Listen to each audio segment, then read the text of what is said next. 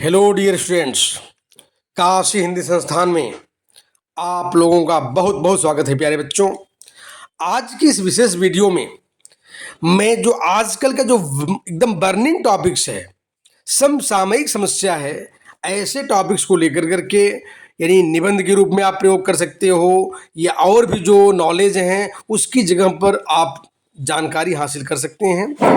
तो काशी हिंदी संस्थान आजकल बर्निंग टॉपिक्स पर भी अपने विचारों को स्पष्ट करेगा। आज मैं इस नए वीडियो में समान नागरिक संहिता अर्थात यूनियन सिविल कोड को लेकर के प्रस्तुत हुआ हूँ।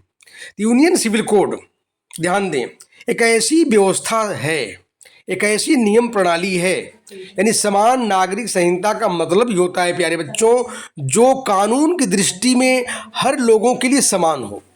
यानी जनतंत्र की जो मूल आस्था होती है, जनतंत्र का जो मूल विश्वास होता है, वह सभी लोगों के लिए समान नागरिकता या समान स्वरूप प्रदान करना होता है, समान शासन व्यवस्था प्रदान करनी होती है। किसी के लिए भी जातिगत आधार पर, लिंग के आधार पर, या आप कह सकते हो कि प्रांतीयता के आधार पर, भाषा के आधार पर किसी प्रकार का मतभेद नहीं होना चाहिए। ऐसी शासन व्यवस्था को हम यानी समान नागरिक संहिता कहते हैं प्यारे बच्चों। और एक बात जान लें, जनतांत्रिक प्रणाली की मूल आस्था है, और इसे तो सच पूछिए हर देशों के लिए, यह जब कोई भी देश आज़ाद होता है या जनतांत्रिक व्यवस्था लागू होती है, सबके लिए समान शासन व्यवस्था अवश्य होना चाहिए।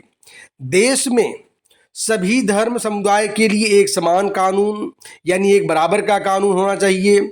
सभी नागरिकों के लिए एक पहचान, एक शासन व्यवस्था, एक प्रशासनिक व्यवस्था को लागू करना ही समान नागरिक संहिता है प्यारे बच्चों।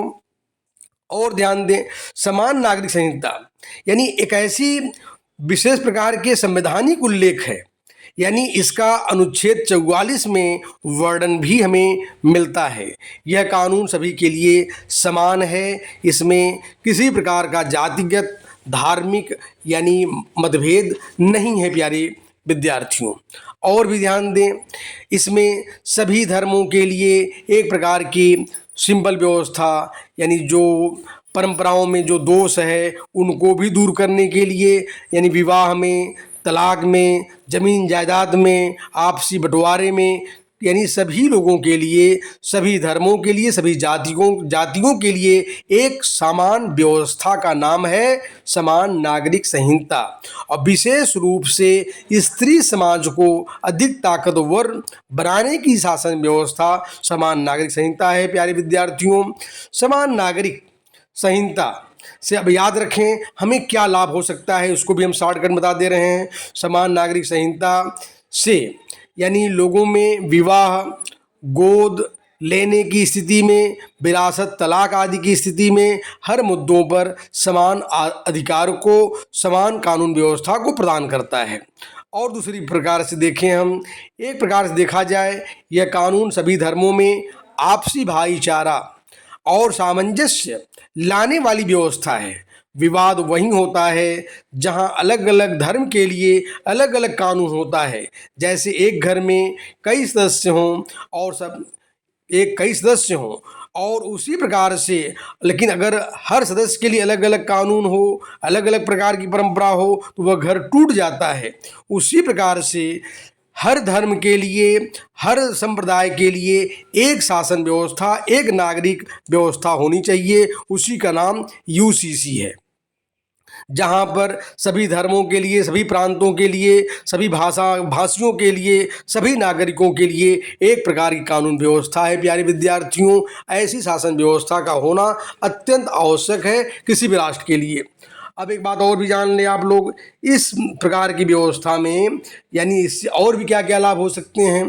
यानी सभी नागरिकों के पक्ष में हम यह कह सकते हैं कि भीमराव अंबेडकर ने भी, और ध्यान देने की बात है, जब हमारा संविधान बन रहा था प्यारे विद्यार्थियों, भीमराव अंबेडकर जी, कृष्णा स्वामी और केएल मुंशी जी ने भी स्पष्ट रूप से इस शासन व्यवस्था का, समान नागरिक संहिता का समर्थन किया था। और एक बात जान लें, उसमें कुछ भी ऐसी भी वहाँ पर कुछ लोग थे जिन्होंने समान नागरिक व्यवस्था का थोड़े रूप से यह विरोध किया कि यहाँ पर जो है परंपराओं का थोड़ा सा जो जातिगत या जो जो परंपराएं हैं उनका थोड़ा सा उतना ख्याल नहीं रखा जाएगा। लेकिन ऐसी बात नहीं है। यहाँ पर जातिगत आधार पर, धार्मिक आधार पर परंपराओं का भी पूरा ख्याल रखा जाता है, क्योंकि बड़े बड़े कानून के मर्मज्ञ लोग होते हैं इसको व्यवस्था का लागू करने में। वहाँ घबराने की बिल्कुल आवश्यकता नहीं है। और एक प्रकार से देखा जाए, न्यायिक आधार पर अगर देखा जाए, सभी लोगों को समान नागरिकता, समान भेदभाव को, यानी जो भेदभाव हैं उनको दूर करने वाला एक कानून व्यवस्था है।